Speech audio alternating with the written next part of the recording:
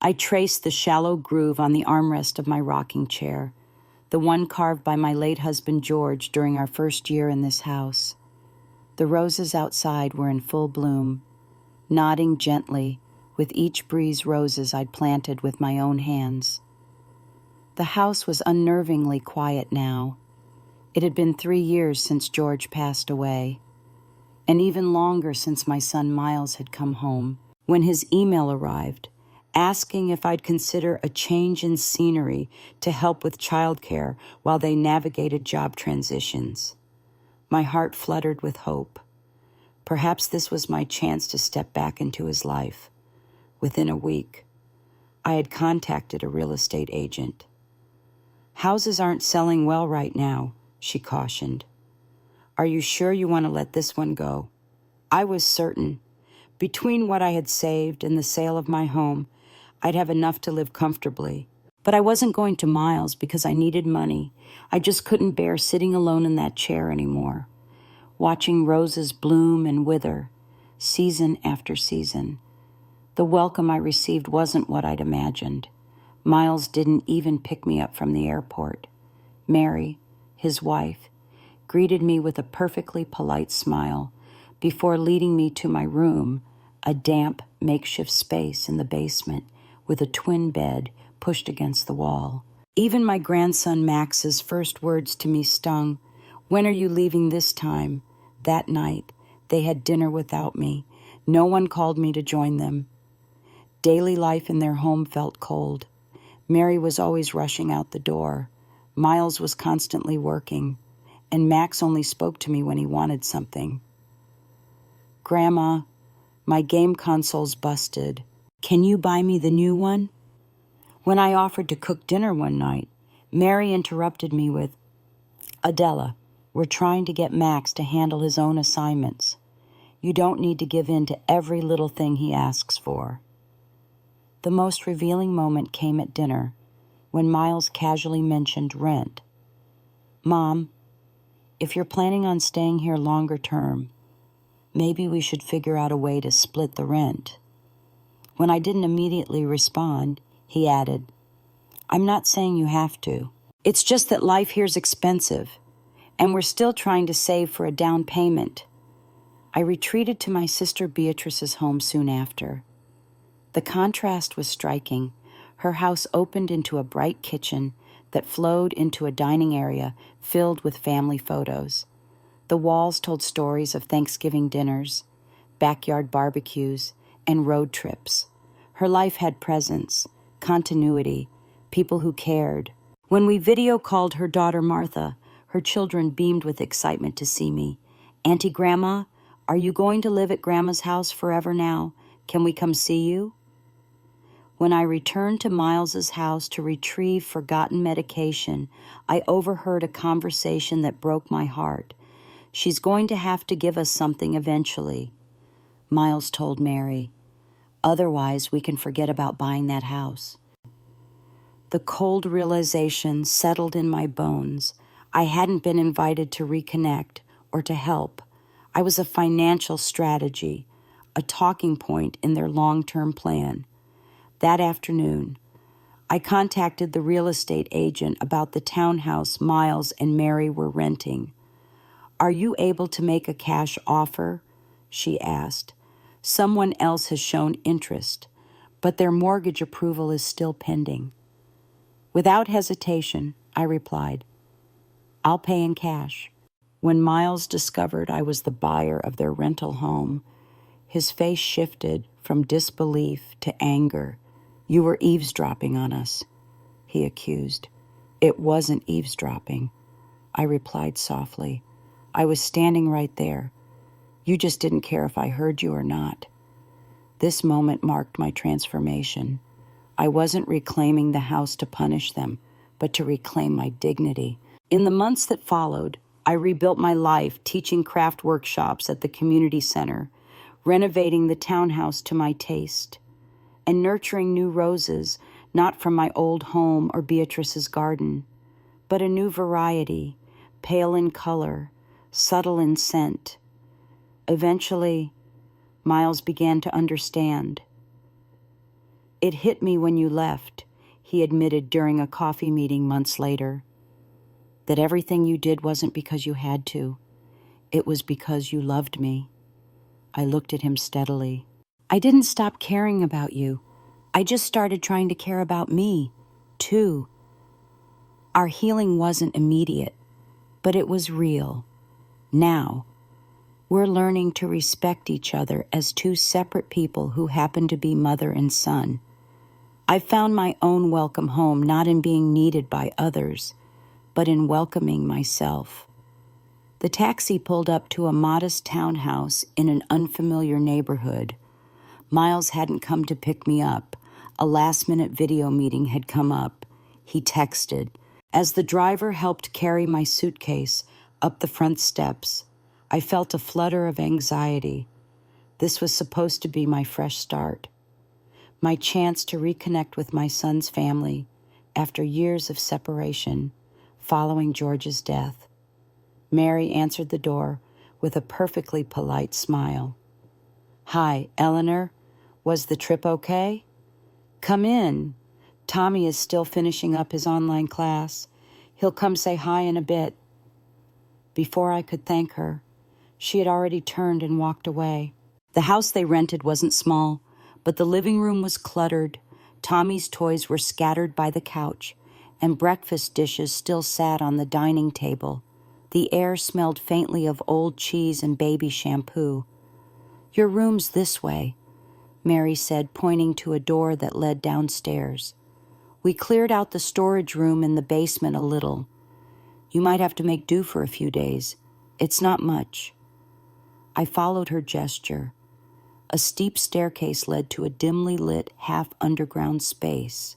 "As long as there's a bed, I'll be fine," I replied with a small smile, not wanting to seem ungrateful. But the basement, while it did have a bed, a narrow twin pushed against the wall next to an old desk, was far from welcoming. The walls were stained with moisture, and cardboard boxes sat untouched in the corners.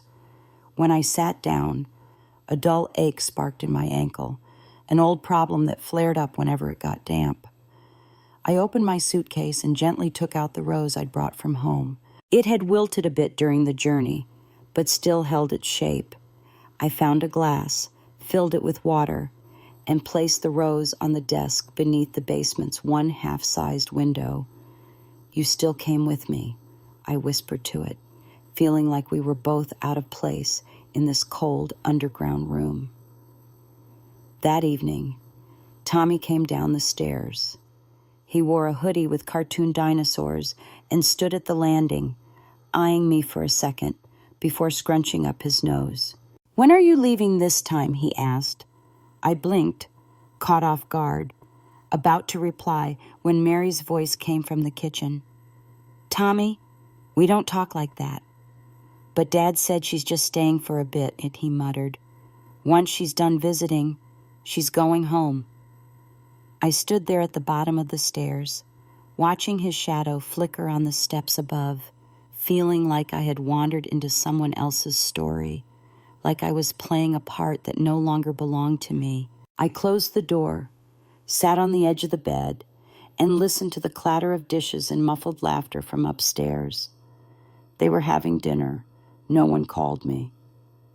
I woke up early the next morning, not because I'd slept well, but because the pain in my knee was unbearable. The basement was cold and damp, and I'd hardly gotten a wink of sleep all night. The bedding was a makeshift patchwork, just a thin layer that did little to fend off the chill seeping through the corners of the walls. No matter how tightly I curled up, I sat on the edge of the bed, staring at the rose that was now nearly wilted. The basement had only a half-sized window, and even that seemed to be coated in dust.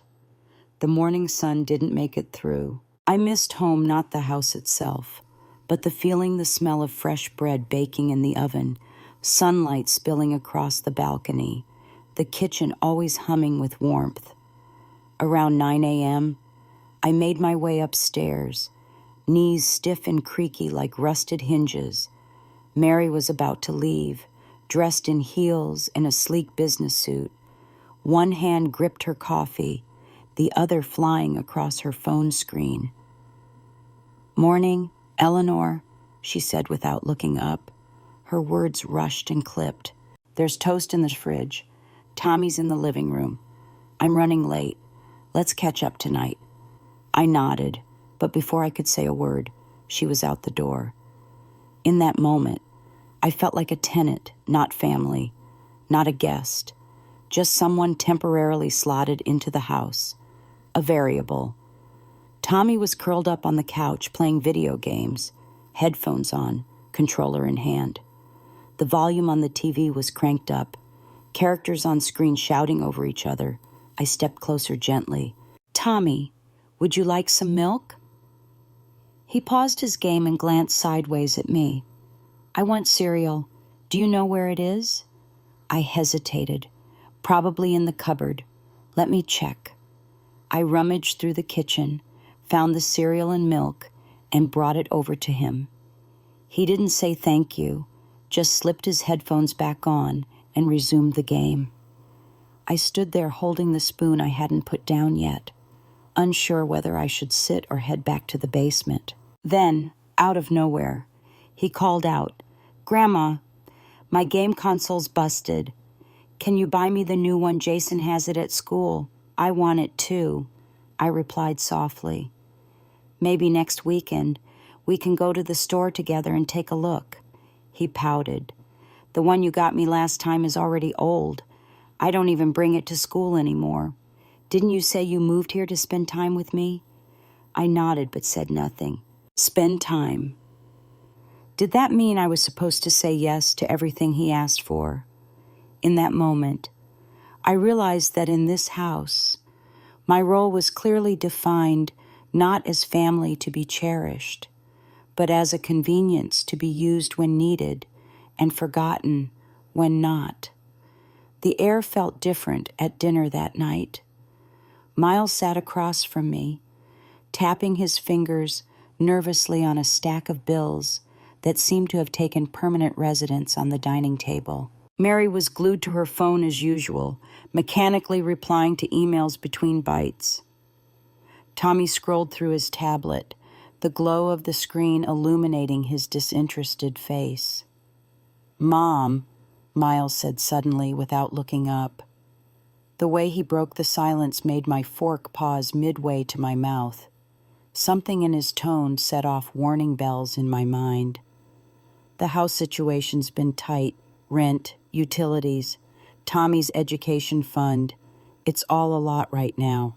There was no introduction, no context, just that statement hanging in the air, like he expected me to know exactly where this was going. I set down my fork and looked directly at him. I'd been staying with them for almost 2 weeks now, trying my best to blend in, despite being relegated to the damp basement where my joints ached every morning. I'd cooked meals, helped Tommy with homework, even pitched in with household chores without being asked. All this while navigating the peculiar feeling of being both ignored and scrutinized in what was supposed to be a family home. Maybe he felt the tension because he didn't say anything else immediately. I barely touched my food. The vegetables were overcooked, the meat dry. It all tasted like paper as I waited for what I sensed was coming. "Mom," he finally continued, clearing his throat, "if you're planning on staying here longer term, maybe we should figure out a way to split the rent." The words hung in the air, heavy as lead. My hands froze around my water glass. I could feel my heartbeat in my fingertips as I struggled to maintain my composure. When I didn't immediately respond, Miles added quickly, "I'm not saying you have to. It's just, life here's expensive, and we're still trying to save up for a down payment." I nodded, silent for a moment before finally saying, "I understand. If things are tight, I get it." "That's great," he said, sounding relieved, "because this month's rent is hitting us especially hard." The rest of the dinner passed in a blur. I didn't say much more. I didn't do the dishes either. Back downstairs. I reached for the rose I'd brought from home. Its edges were curling inward now. The water in the bottle had nearly run dry. I filled it back up quietly from the kitchen tap, careful not to make a sound. That night, I lay on the narrow twin bed staring at the ceiling, connecting the dots of what had just happened. I had sold my home of 40 years, the home where George and I had built our life, where Miles had grown up to come help my son's family. Not because I needed anything from them, but because I thought they needed me. Now I was being asked to pay rent for the privilege of sleeping in their damp basement and being treated like an outsider. The next morning, I found myself sitting by the tiny kitchen window, staring out into nothing, while Miles and Mary rushed around getting ready for their day. There was barely any light in the window well, but I could just about get a signal on my phone. When I unlocked it, I saw a voice message from my sister Sophia. "Hey sis, you must have arrived yesterday. Right, I passed by Miles's neighborhood today. Almost rang the doorbell," she said with a soft laugh. "But I didn't want to interrupt your reunion. Come over when you've got time. The kids are still craving your apple pie."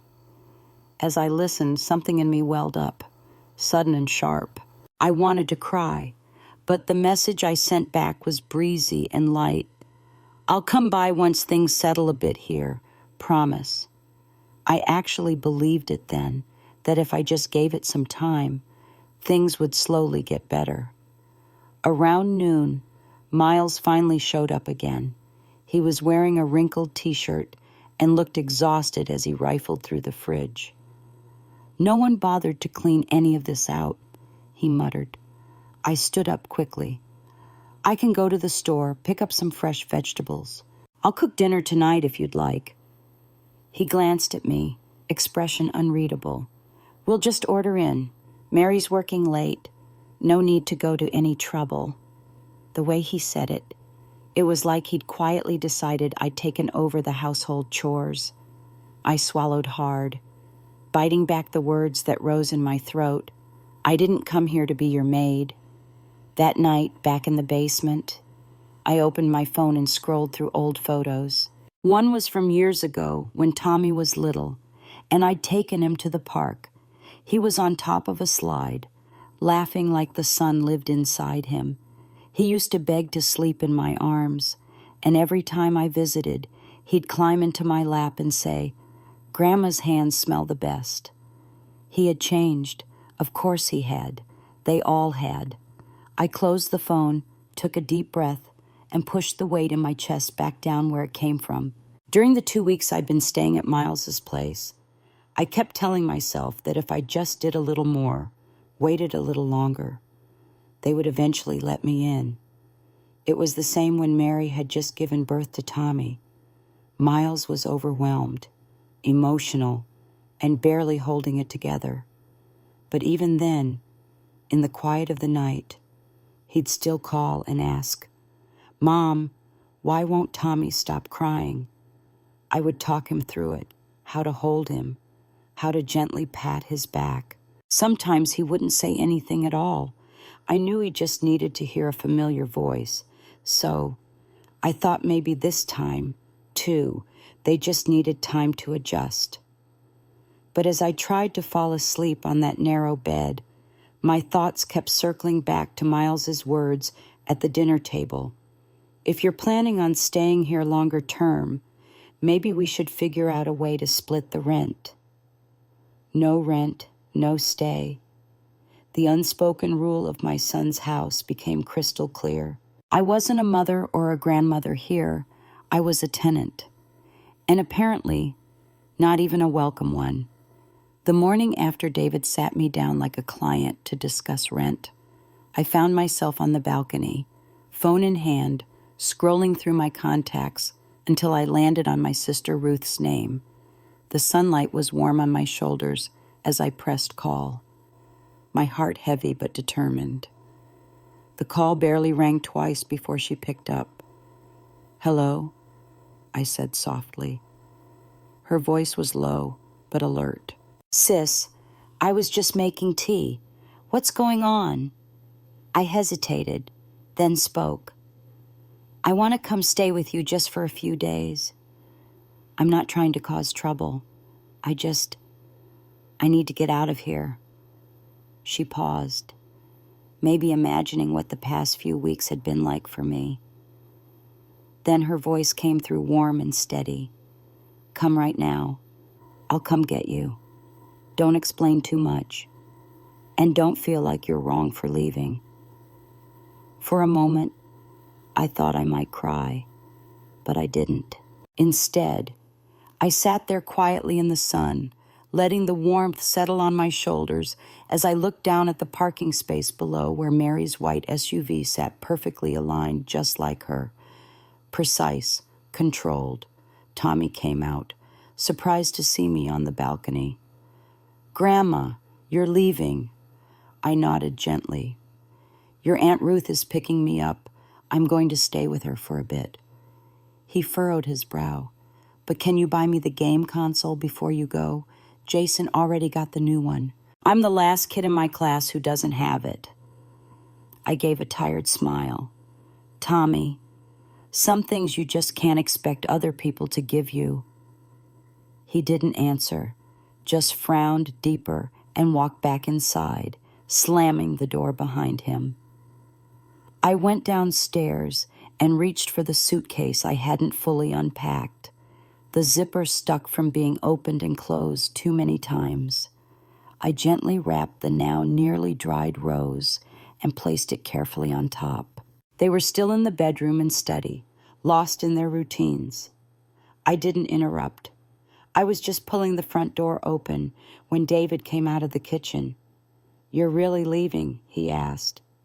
I met his eyes, my voice soft but steady. "For now." He let out a breath. "We just thought maybe you'd bring up the rent yourself. But if money's tight, we could spot you some, just for basic living expenses." I said nothing. Mary passed by carrying Tommy's backpack. She glanced at me. "Let's stay in touch. Margaret, safe travels." I nodded. As I stepped out, I took the house key from my pocket and placed it behind the little flower pot by the door, the same spot they usually kept the spare. I had no plans to take anything of theirs with me, not their belongings, not their feelings, just the rose that I'd brought from home. Ruth's old gray SUV pulled slowly into the driveway, stopping in front of the townhouse David and Mary were renting. The front yard had just been roughly trimmed by the property management company. I stood there waiting in the breeze, coat pulled tight. As soon as she stepped out, Ruth opened her arms wide. "I'm here, sis. Don't say a word. Just get in the car." I didn't smile, just nodded. That sting behind my eyes hadn't fully faded, but I knew more than ever how much I needed that embrace. She tucked my suitcase into the trunk without fuss. We didn't say much. She turned on the car stereo, let it play some oldies on the radio, and hummed quietly as she drove, like she was mending something in me, gently waiting for me to be ready to speak. I stared out the window as we moved from the outskirts of town through the city center, then out toward an older residential area on the east side. Ruth lived in a renovated duplex with a small front yard filled with poppies and rosemary. A wind chime hung near the porch, tinkling with every breeze. "We're home," she said, rolling down the window. "Tell me this doesn't feel warmer than your son's place." I gave a small nod and managed a faint smile. "Those pots on the windowsill, yours." "Of course," she said. "The kids say I keep house better than any of them." Her home really was different. The moment you stepped inside, it opened into a bright open kitchen that flowed into the dining area. A basket of fresh bananas and walnuts sat on the table alongside a few birthday cards. Emily, her granddaughter, had sent them just last week. The walls were covered in framed photographs, Thanksgiving dinners, backyard barbecues, road trips, Ruth in aprons, Ruth holding luggage, Ruth laughing with her children. Her life had presence, continuity, people who cared. She opened the curtain in the guest room.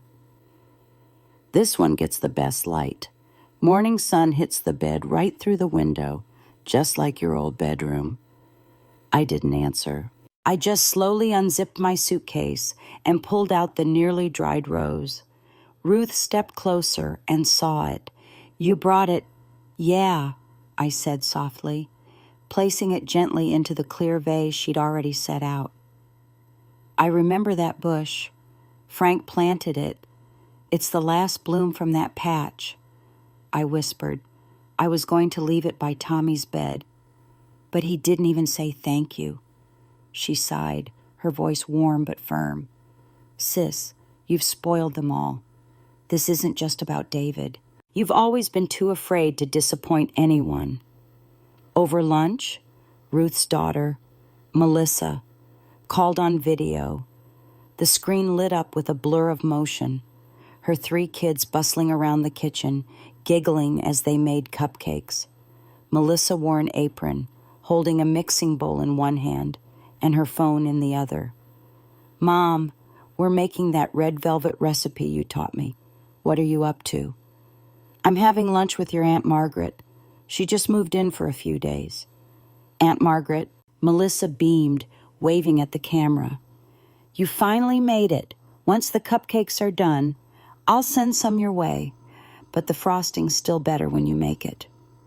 Watching them, something warm and unfamiliar stirred in my chest.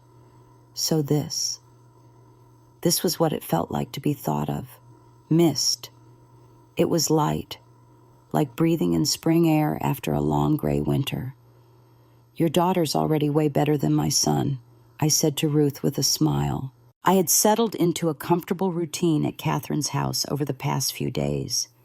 Her home was a sanctuary compared to the cold basement I'd endured at Jack's place. But there was one nagging concern. I'd left my pill organizer on the nightstand in the basement.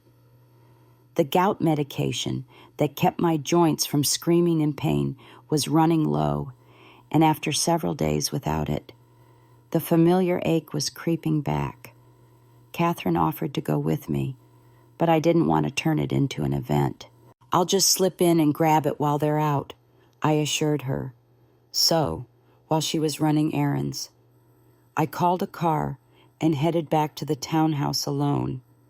The place looked exactly as I'd left it, the lawn still unkempt, trash bins tipped over, the house number hanging crookedly on the wall. I punched in the passcode and eased the door open quietly, listening for any sounds of activity inside. The house seemed empty, though I could hear Tommy's video game blaring faintly from upstairs. Perfect. He'd be too engrossed in his virtual world to notice my brief visit. I headed straight for the basement, my old prison cell. Everything was just as I'd left it, bedding still rumpled, the air still slightly musty. My pill organizer sat untouched on the nightstand, as if no one had even noticed I'd been gone. I picked it up, ready to make my escape, when I heard footsteps upstairs, and then Jack's voice. I froze at the foot of the stairs, something in me warning me not to move. "She's going to have to give us something eventually," Jack said, his voice clearer than I expected through the thin flooring. "Otherwise, we can forget about buying that house," Mary replied, too quietly for me to make out her words. Jack spoke again, more sharply this time. "We never meant for her to stay that long anyway. The whole point of having her come was to feel things out, see how much money she might be sitting on. And now she's gone, and we've got no excuse to ask. The seller's stalling, waiting to see who flinches first." I stood there, cold settling into my bones like a winter draft. So that's what it was. I hadn't been invited to reconnect, or to help out, or to be part of anything. I was a financial strategy, a talking point in a long-term plan. They had brought me there not out of love, but as a lever. I remembered now. Mary had mentioned the landlord might be looking to sell. I'd brushed it off then, never imagining it had anything to do with me. But now it was clear my presence had been a tactic, my life, my savings, reduced to a step in their real estate negotiations. I tightened my grip on the pill organizer and backed away slowly, careful not to let the door make a sound. I crept up the stairs, pausing at each creak, my heart hammering against my ribs. The conversation continued in the kitchen, voices rising and falling just beyond the wall. I made it to the front door and slipped out, closing it with barely a click. The sunlight outside felt different now, colder, harsher. The car I'd called was still waiting, the driver scrolling through his phone. "That was quick," he remarked as I climbed in. "Just needed to grab something." I replied, my voice steadier than I felt. "Back to Pine Street, please." When I got back to Catherine's house, my fingers were still ice cold. She had just returned from the market, a basket of groceries in hand. The moment she saw me standing frozen on the porch, she rushed over. "What happened?" she asked, frowning as she slid the key into the door. "You look pale." I didn't answer right away. It wasn't until we stepped inside, and I hadn't even taken off my shoes, when I finally spoke. "I just heard Jack in the kitchen talking to Mary." The words felt like gravel in my mouth. She froze, her keys still dangling in the lock. "What did he say?" I stared at the bag of apples in her hand, my voice so faint it nearly disappeared. "He said the only reason they had me come was to feel out how much money I had, that I wasn't really welcome. They'd already calculated how to get me to help buy the house." Catherine set the bag down and turned fully toward me. "He actually said that—" I nodded. His exact words were, "She's going to have to give us something eventually. Otherwise, we'll never be able to buy that house." She didn't respond right away, just looked at me steadily, silently, like she was waiting for me to get the rest out. And I did, but my voice didn't shake this time. "It's not that I never considered helping them," I said. "I actually planned to once things settled. I thought maybe I'd offer part of what I made from selling my house, help them with a down payment. But now I see it, to them. I'm not a mother. I'm a bank account, a landlord with a warm smile." Catherine exhaled, her voice soft but resolute. "You offering help, that's generosity. But you choosing not to, that doesn't make you the villain." "They don't fail to understand me," I said, and the exhaustion in my chest felt like a truth finally spoken aloud. "They just don't care. They only care if I'm useful." Catherine stepped forward and took my hands in hers. "So, what are you going to do?" I looked up, my voice calm and even. "I'm going to buy that house." Her eyebrows lifted. "They want it, don't they?" I said slowly, "Well, I'm not going to stop them from wanting it, but this time I'll be the one to act first." Catherine nodded, and something flickered in her eyes, a spark I'd never seen before. "You finally get it," she said. "You're not stealing their future. You're reclaiming your dignity." That afternoon, I contacted the real estate agent. The reply came quickly. Yes, the townhouse was quietly listed on a private platform. The owners were an older couple, getting ready to retire and relocate to Florida. They were eager to sell and looking for a buyer who wouldn't complicate things. "Are you able to make a cash offer?" the agent asked over the phone. "Someone else has shown interest, but their mortgage approval is still pending." "I'll pay in cash," I said without hesitation. My voice was calm, steady, not a single pause. Even I was surprised by how certain I sounded. "In that case, there's a good chance you'll have priority. The agent replied, "We can do a remote walkthrough tomorrow. No need for you to be there in person." I hung up and sat still, heart pounding from that one sentence. Pay in cash. It echoed in me longer than I expected. The words weren't just about money, they were about value. My value. For too long. I'd been someone else's calculation. Now, I was making my own. A few days later, the agent called back. "All the paperwork's complete, Mrs. Wilson.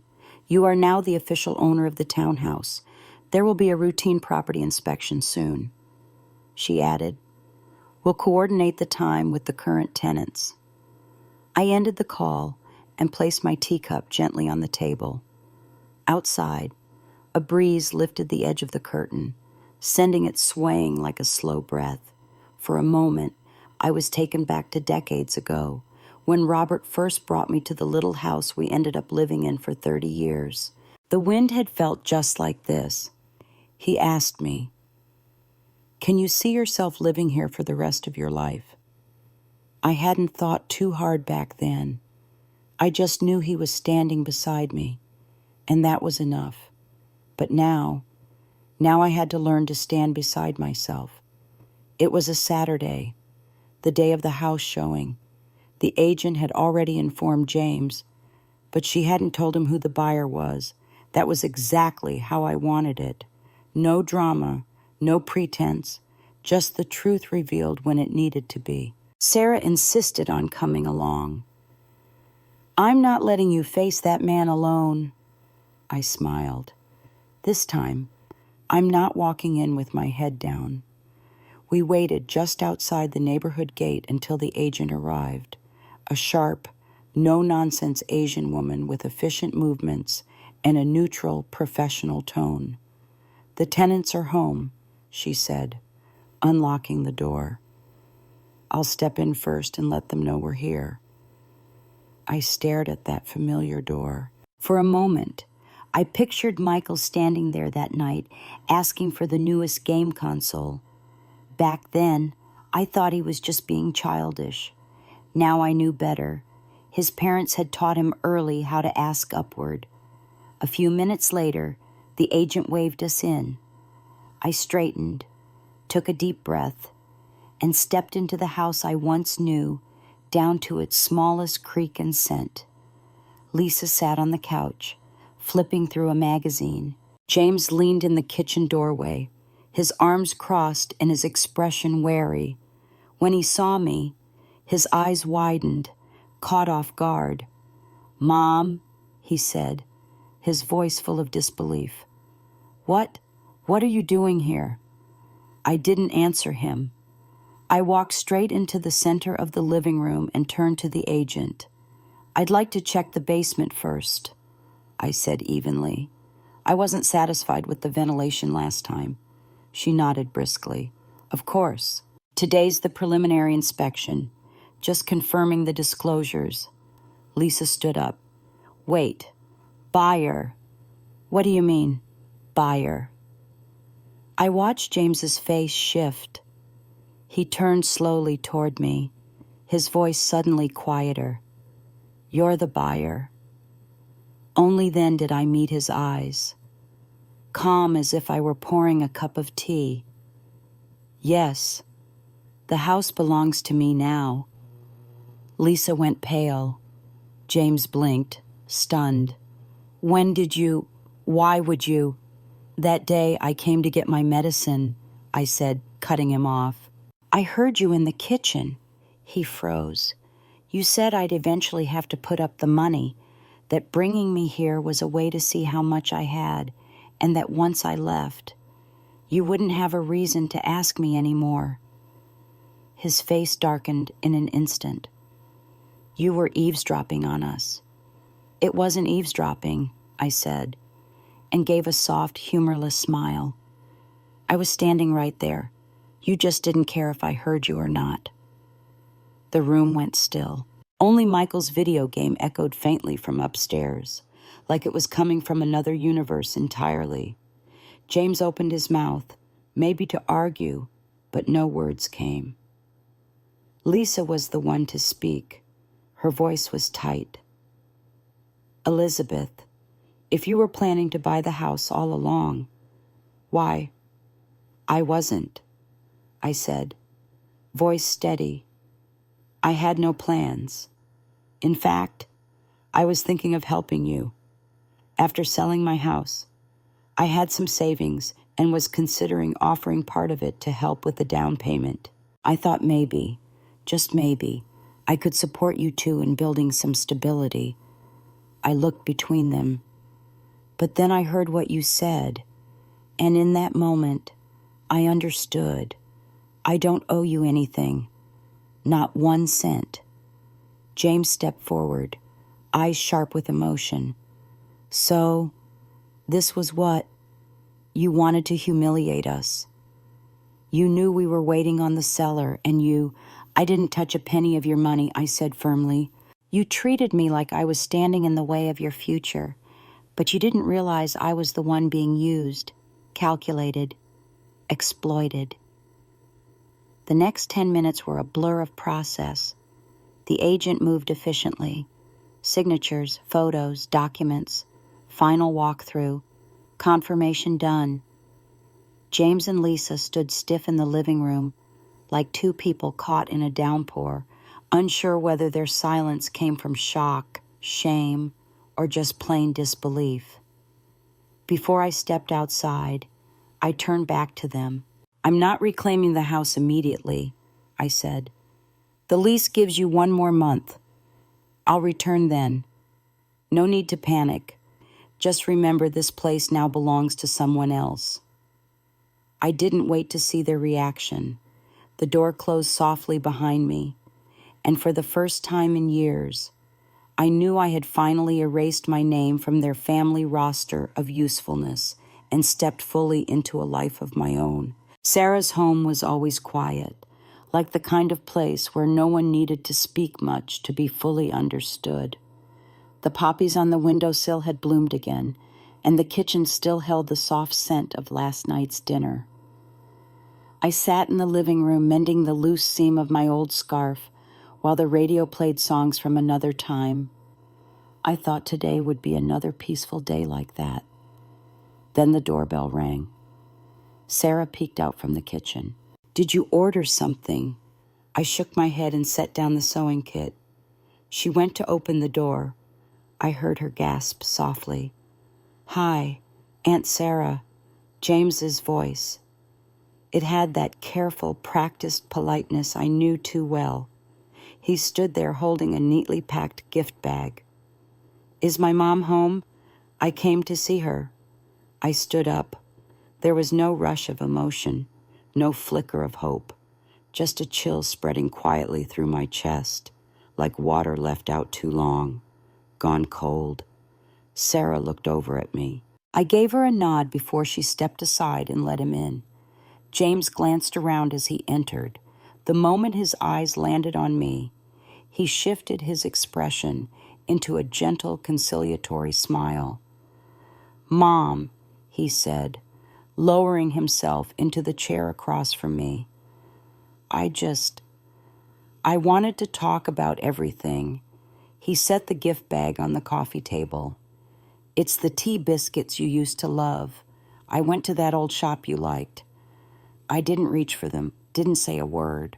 He cleared his throat and leaned forward in that way people do when they want to seem open. "I know I said some things that didn't come out right, maybe made you feel like you weren't welcome. But honestly, we've been grateful you came to help us. Truly." Still, I said nothing. "So," he went on, "I realize this whole house thing. It might have been a heat-of-the-moment choice for you, but I was thinking maybe if we can work something out, keep it in the family. I mean, Michael grew up there. It's his home, too." "You want me to sign it over to you?" I cut in. He hesitated. "Well, maybe start with a letter of intent. Something informal. We'd stay on, keep the place stable for Michael." "So, this is why you came," I said softly. "No," Mom, I came to. You didn't come to talk. I said steady and clear. You came to ask. He froze. I leaned back against the couch, voice still calm. I understand wanting to build your life, wanting to give Michael stability. What I don't understand is dressing up your financial needs in the name of family and using that to ask for my life savings. His face flushed. His voice cracked. You're my mom. We're family. This isn't family, I replied simply. The peaceful afternoon at Claire's house was interrupted by an unexpected ring of the doorbell. I had been mending an old scarf while soft music played on the radio, enjoying the simple quiet that had become my sanctuary. Claire peered from the kitchen. Were you expecting someone? I shook my head and set down my sewing. When she opened the door, I heard my son Brian's voice, that carefully measured politeness he reserved for when he wanted something. Hi, Aunt Claire. Is Mom here? I'd like to see her. I stood, feeling no flutter of hope or excitement, just a cool detachment settling in my chest. Claire glanced back at me, and I nodded my permission. As Brian stepped inside, he quickly scanned the room before his eyes found me. His expression shifted into what I recognized as his conciliatory smile, the one he'd perfected over years of making amends without true remorse. Mom, he said, settling into the chair opposite mine. He placed a gift bag on the coffee table. Tea biscuits from Harmon's Bakery. I remembered they were your favorite. I didn't reach for the bag or thank him. My silence hung between us, heavy with years of one-sided giving. Brian cleared his throat. Look, I know things didn't go well. What I said, it came out wrong. We really were grateful you came to help. When I still didn't respond, he shifted tactics. About the house, he continued, leaning forward with feigned earnestness. I've been thinking. It was probably a split-second decision for you, buying it like that. But maybe we could work something out that keeps it in the family. Patrick's grown attached to the place. It's really the only home he knows. You want me to sign over the house to you, I stated flatly. Not a question. He hesitated, choosing his words carefully. Maybe just a letter of intent for now. Something informal that lets us stay there. Gives Patrick stability.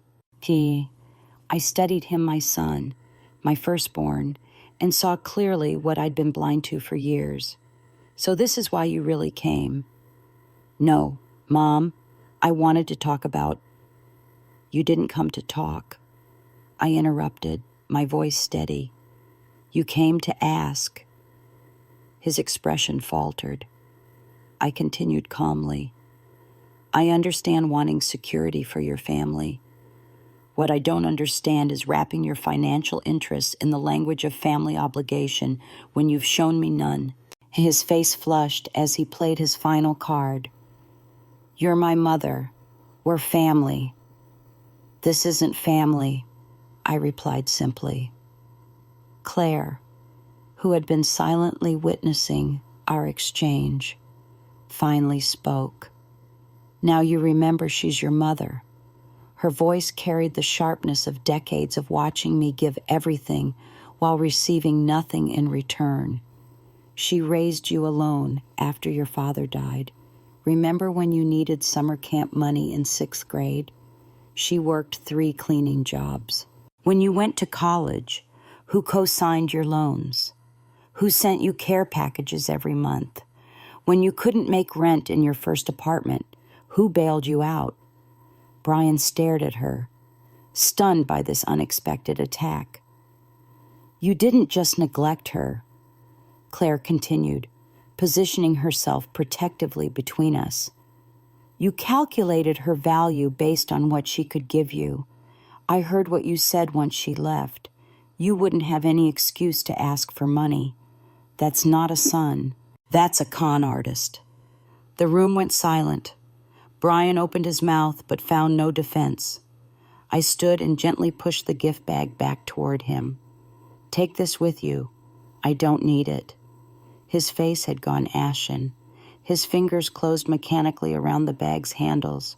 I thought, maybe there was still a way. "You've thought too much about what I can give you," I replied, "and too little about what you owe."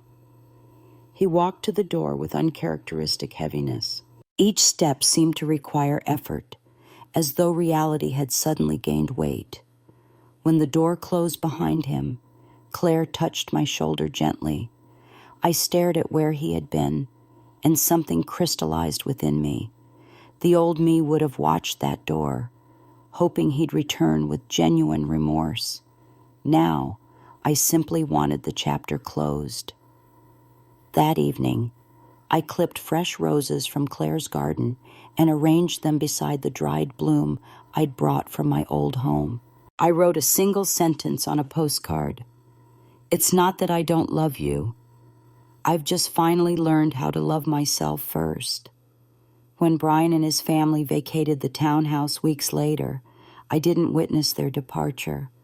I simply received formal confirmation from the agent. The first time I returned, the house felt emptied of their presence. Jason's gaming equipment, Amanda's designer candles, all gone. In their place was possibility.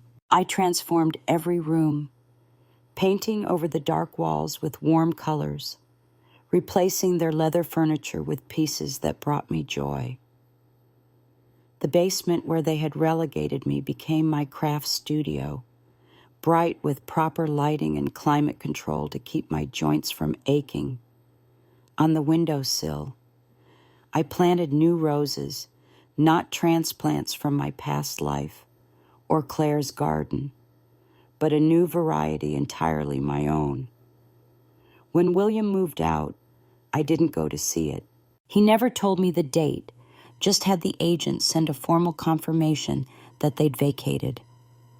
By the time I stepped back into that townhouse, the weather had already turned warm. The grass in the yard had grown tall. The house itself felt quiet, like a dream that had just barely let go of sleep. The scent had changed. Gone were Ethan's shampoo, Melissa's perfume. In their place, dust, wood, and the kind of stillness that belongs to no one. I walked through each room one by one, remembering the first day I came, the awkward glances, the hollow small talk, the cold air in the basement. I had never felt at home, but now I could.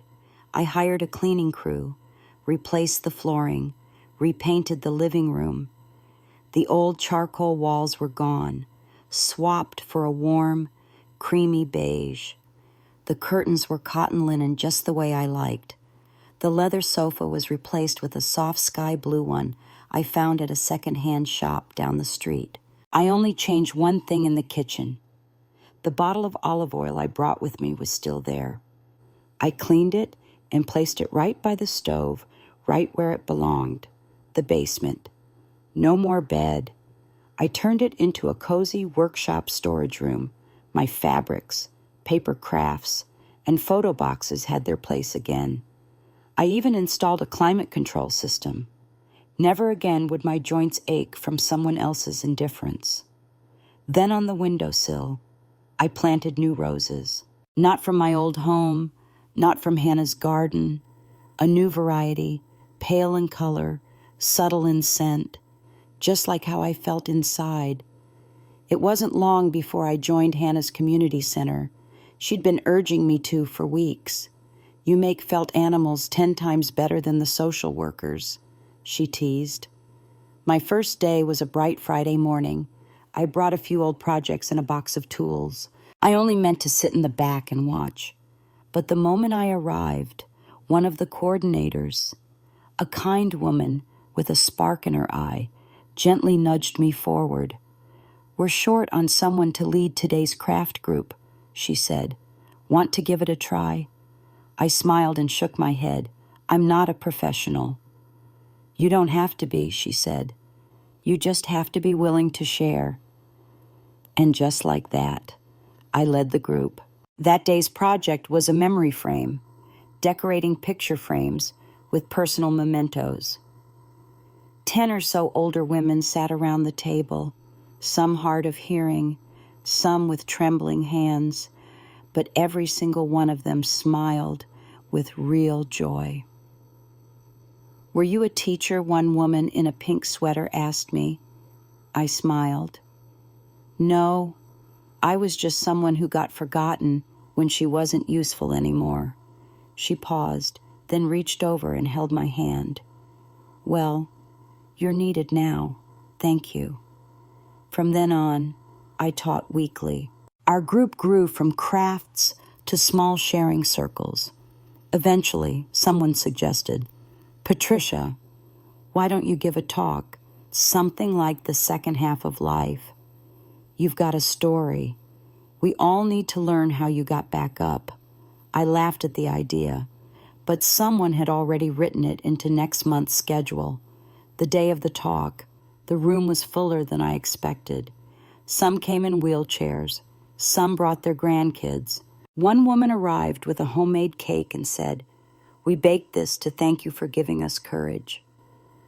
Standing at the front of the room, I suddenly felt my voice catch. "I'm not a specialist," I began. "Not a speaker.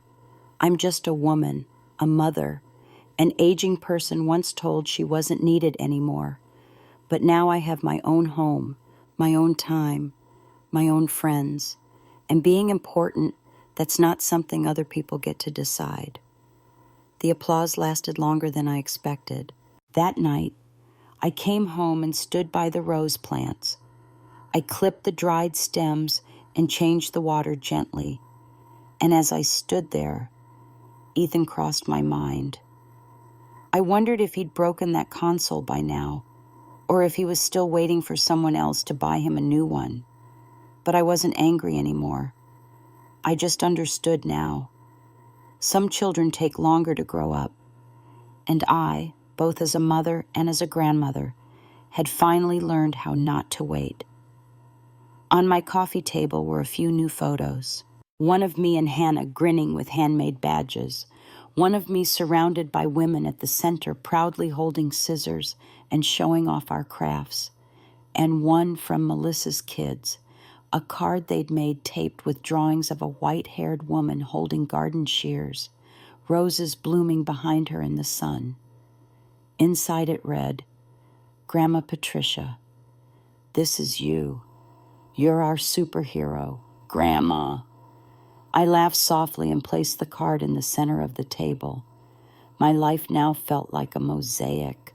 Old cracks, new pieces fit back together. Didn't have to be perfect. It just had to be mine. It was during these quiet days of renewal that I realized something profound. The emptiness I'd felt for so long wasn't about being alone. It was about being invisible. Now, in this house I owned, with these women who saw me, with these roses, I planted not for anyone else but for myself. I was finally visible, not as someone's mother, not as someone's grandmother, but as Patricia, a woman with her own worth, her own joy, and her own beautifully imperfect life still blooming. A few days later, I received a strange package. No return address, just my name and street. Inside was a small, worn wooden box. I knew it immediately. It held a bundle of old letters I'd written to Andrew more than a decade ago. He was in college back then, living out of state, newly on his own. Every month, I'd written him a letter, not filled with advice, just reminders. "It's getting cold. Wear something warm. I'll send some money to your card next week. Don't forget your dentist appointment." I always assumed he tossed them away, but he'd kept them, and now he'd sent them back. There were new letters, 2 handwritten, folded in between the yellowed ones. "Tommy asks me every night if Grandma's coming back. I told him you're helping take care of other kids somewhere else, but really I know we pushed you away. I found your letters in the bottom of my toolbox when I was packing. I read them over and over. It hit me. Most of my life has been quietly held up by you. Now that the house is quiet, I think about how when you were there, even if we didn't talk much, it felt like the light was always on. My eyes stung. It was like a door I had stood by for years, cold, unanswered, had finally heard a knock. I didn't call, didn't write back. I placed the letters back in the wooden box and tucked it into the living room drawer next to my craft lesson plans and old photo albums. It didn't belong in the drawer for wounds, nor in the drawer for keepsakes. It was something else entirely, something still being redefined. 2 weeks later, after leading a memory collage frame workshop at the community center, one of the volunteers hurried over. "Margaret, someone's here to see you." I stepped outside and saw Andrew sitting on the bench outside the entrance. He wore a plain shirt and khakis, held a paper bag in both hands. When he saw me, he stood, visibly unsure. "I'm not here to cause trouble," he said quickly. I nodded. He offered me the bag. "Tommy made this yesterday. He said you taught him how to collage. He hoped you'd want to see it." Inside was a wobbly cut photo frame pieced together with bright paper.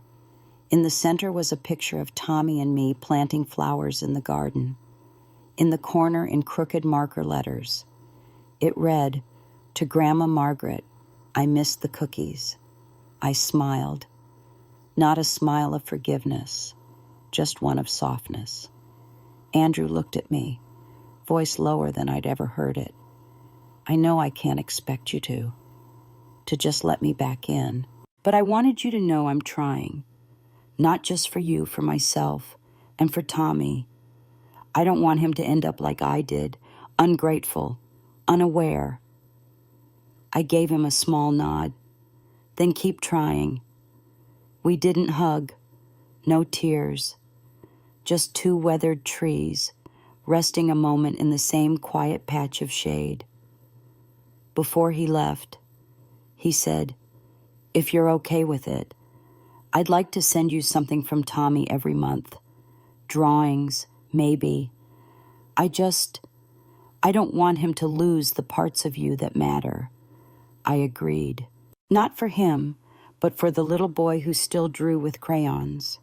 That night, I opened the drawer and took out the letters. This time, I didn't put them back in the wooden box. I tied them together with a soft silk ribbon and placed them in a new folder. The label I wrote said, "The past still growing." And in that moment, I realized, so was I. The days slipped into a steady rhythm.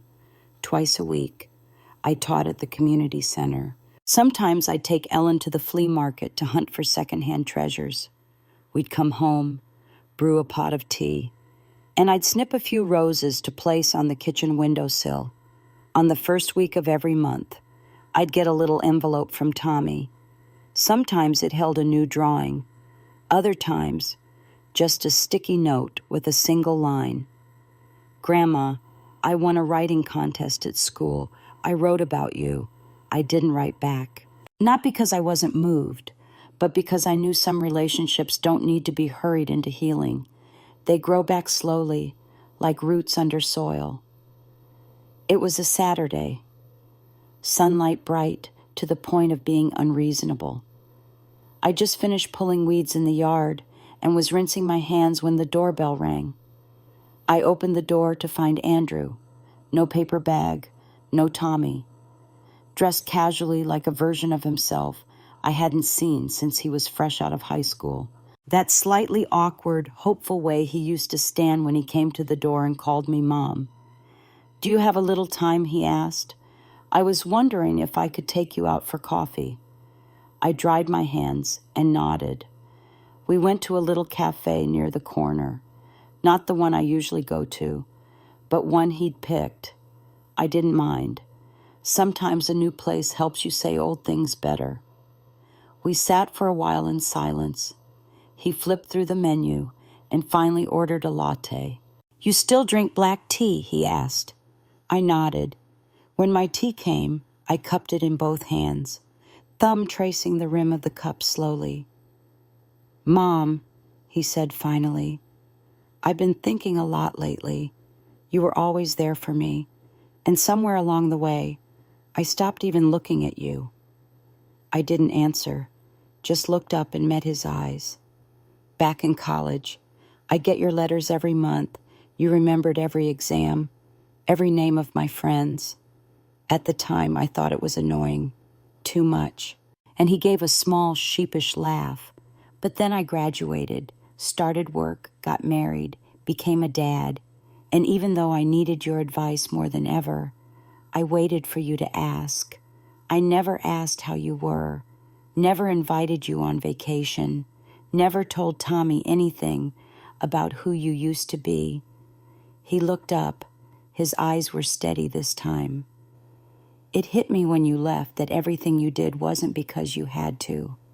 It was because you loved me." And I stirred my tea gently, my voice barely more than a whisper. "I didn't stop caring about you. I just started trying to care about me too." He blinked. So I looked at him.